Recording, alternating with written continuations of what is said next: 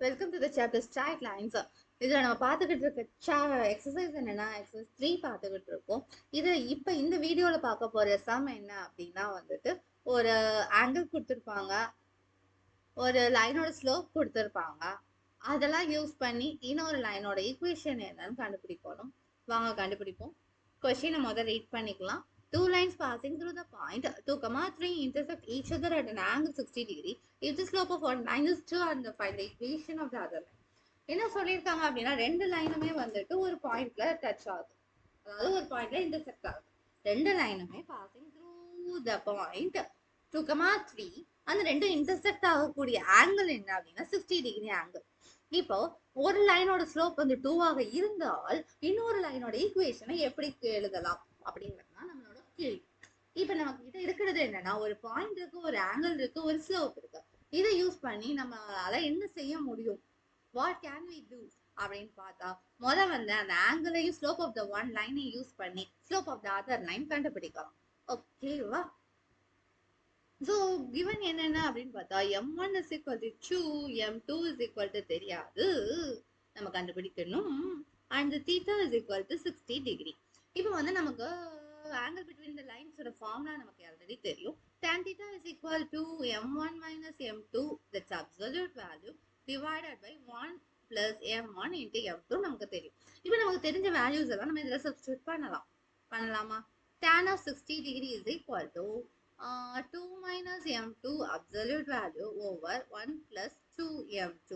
ஓகேவா? இப்போ tan 60 டிகிரியோட value என்ன, நமக்கு √3 தெரியும். So absolute value of 2 minus m2 over 1 plus 2m2. ஓகேவா? இப்போ √3 times 1 plus 2m2 equal to 2 minus m2 absolute value. இப்போ அப்சல்யூட் வேல்யூவோட மகத்துவம் என்ன அப்படின்னு பார்த்தா it takes both positive and negative value. So அப்படிங்கும்போது case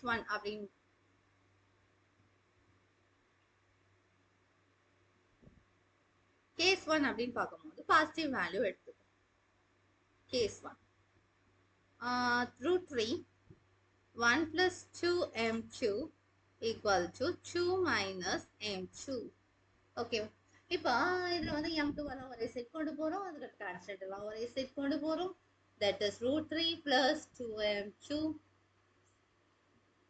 1 minute. 2m2 eraser. Okay.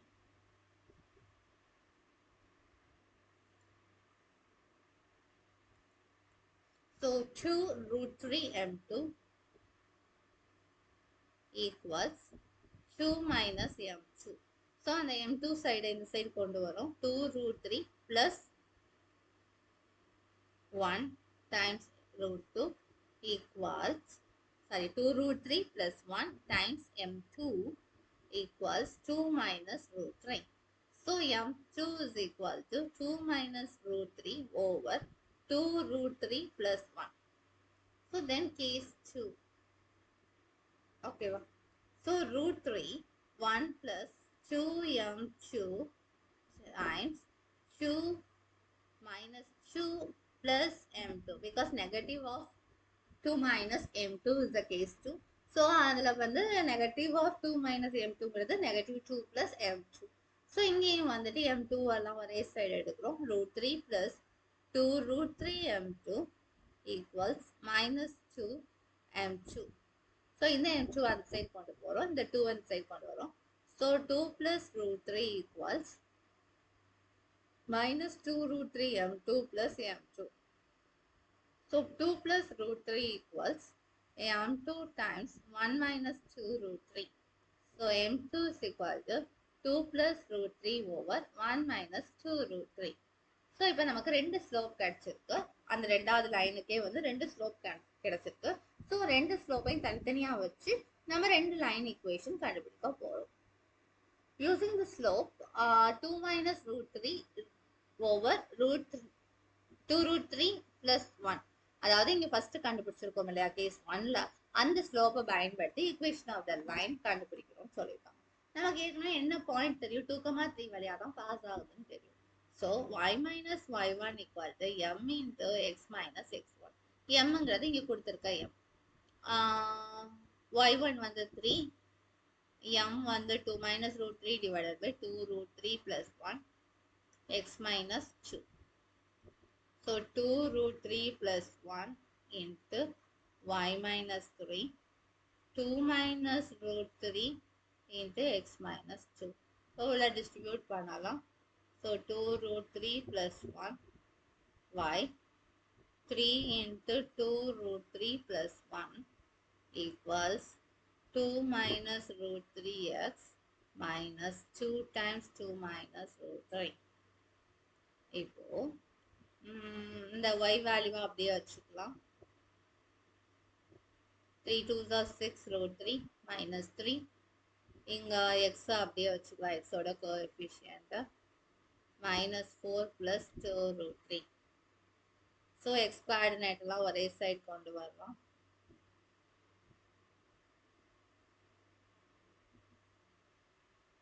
x y constant டேர்மும் ஒரே பக்கமே கொண்டு வந்துக்கலாம்.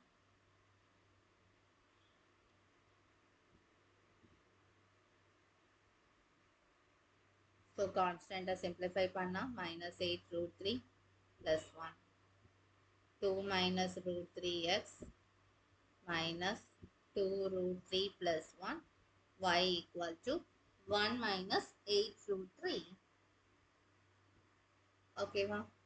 So then case 2 polama? Yes, we can move to the case 2. So case 2 oda slope enna 2 plus root 3 over 1 minus 2 root 3. That is m2 2. So m2 la second slope. இதுல இருக்க பாயிண்ட்டும் நமக்கு 2,3 தெரியும். அதே ஃபார்முலா யூஸ் பண்றோம். m into x minus x1 y minus 3 equals to 2 plus root 3 over 1 minus 2 root 3 x minus 2. இப்போ 1 minus 2 root 3 y minus 3 into 1 minus 2 root 3 equals 2 plus root 3 into x minus 2 into 2 plus root 3. Okay. இப்போ 1 minus root 3 y. So constant எல்லாம் ஒரே side வச்சுக்கலாம். அந்த மாதிரி பண்ணலாம். First வந்து உள்ள மல்டிப்ளை பண்ணிக்கலாம். minus 3 plus 6 root 3 2 plus root 3 x minus 2 to the 4 minus 2 root 3. Okay. இப்போ x terms எல்லாம் ஒரே side, y terms எல்லாம் ஒரே side. That means variables எல்லாம் ஒரே side, constant ஒரே side. Equals minus 3 plus 4 plus 6 root 3 plus 2 root 3. So 1 plus 8 root 3. 2 plus root 3x